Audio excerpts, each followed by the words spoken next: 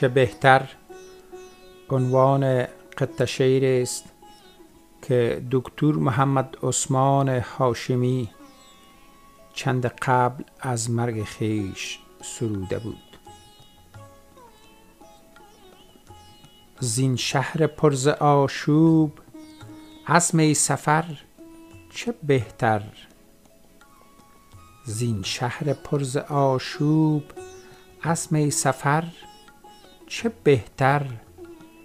زین همراهان گمراه راه دگر چه بهتر. دیوار این بنا را سخت در شکست بینم، رخت سفر کشیدن دور از خطر چه بهتر.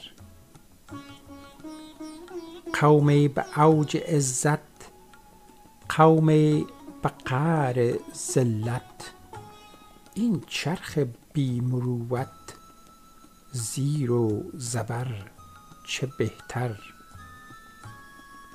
از خوان محنت غیر رزقم مباد روزی، زان لقمه دهن سوز صرف نظر چه بهتر. هنگام ناتوانی دست طمع شکستن، بشکسته دست و پای از دست نگر چه بهتر. قاصد پیام درد و رنج و الم چو گوید،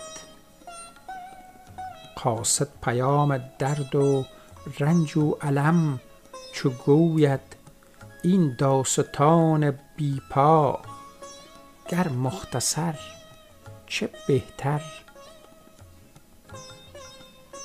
فردی نشد در این شهر مشکل گشای کار،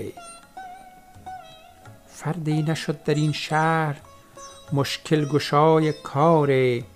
زین خبرگان دانا یک بیخبر چه بهتر.